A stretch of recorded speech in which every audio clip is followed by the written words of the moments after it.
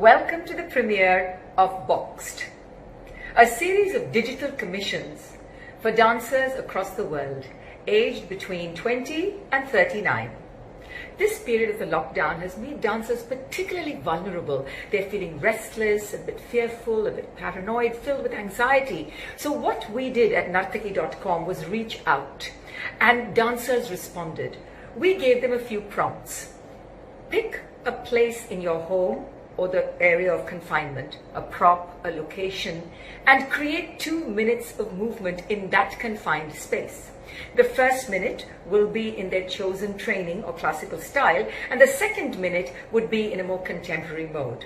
Now, these 2 minutes of continuous choreography would be captured by 2 phone cameras, either one after the other or simultaneously, and they will be edited professionally by our team of tech-savvy experts who also happen to be dancers themselves. In fact, this entire series, including our line producer, are all dancers and all young, between the ages I told you of 21 to 39. Music has been provided either by the dancers themselves or provided to them by our small pool of composers who have contributed original commissioned music. At the end of each edition, you will also listen to an expert who will share their comments on what they have just seen. So we hope that this unlocks the young generation of dancers to think differently and use their vocabulary in a myriad ways when we emerge into a new world order. I'm delighted to be the series ideator, concept, initiator, and catalyst, and thank everyone who has been so generous with their time, energy, and talent. So welcome to the premiere of Boxed.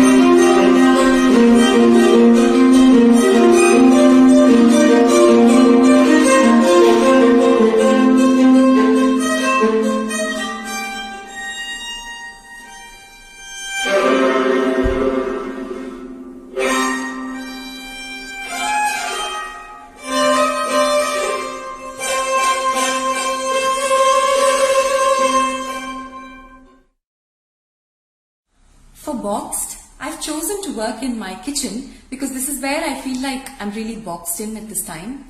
My open plan kitchen is also my studio space where I spend a good chunk of my time dancing, ideating, creating, choreographing, and simply just moving. I've also started indulging in my newfound interest in cooking, experimenting with cuisines, reinventing with whatever I have in the pantry, and all of that happens here. The music I've chosen resonates with my situation of really being boxed in a paradox. On one hand, there's this facade that's very active, positive, cheerful, mindful, a lot on the social media front.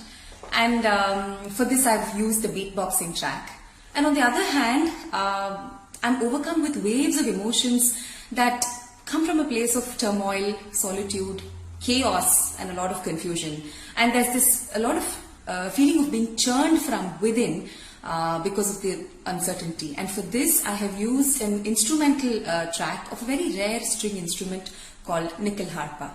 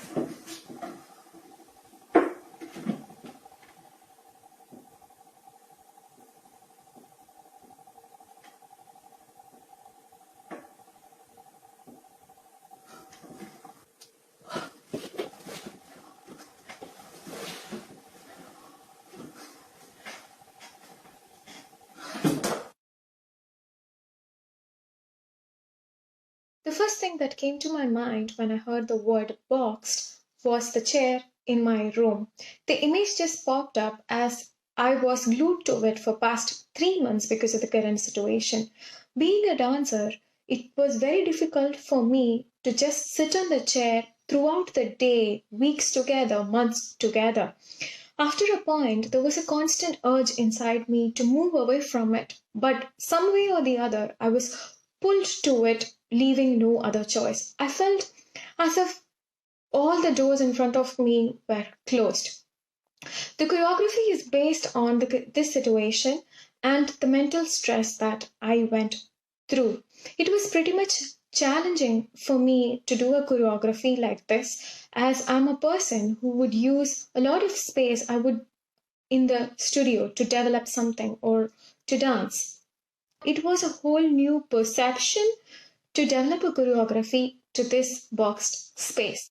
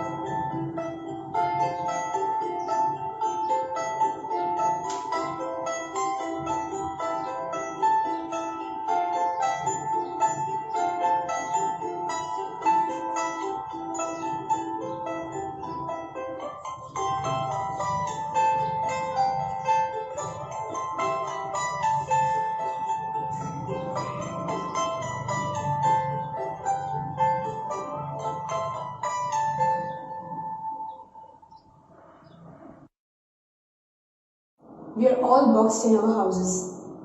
I am confined in a 2 BHK apartment where hardly I can dance. I dance, I do movement wherever I can. So I'm understanding a new language of freedom with these challenges. I have chosen stairs because I felt that this was supposed to be the most busiest part of my house, but these days it remains absolutely empty. I felt, why not do some movement? Why not understand my body? Why not understand the space in this confined area?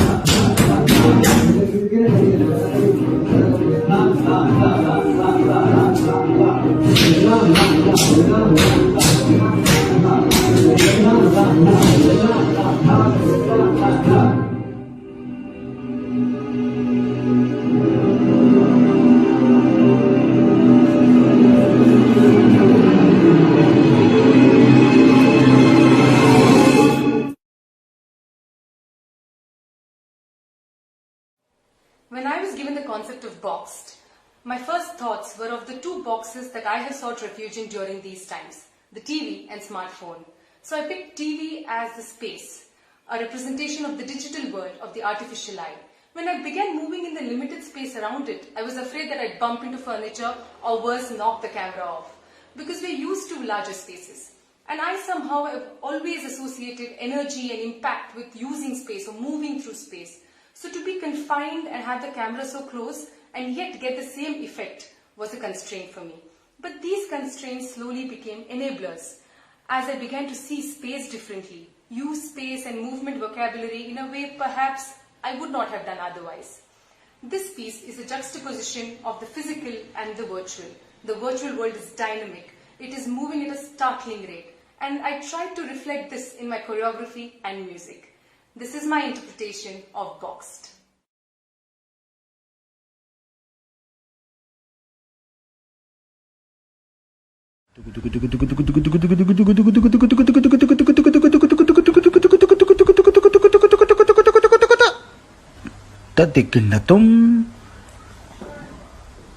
Diginatum, ginatum, natum, tum, dum dum da, dum dum da, dum dum da.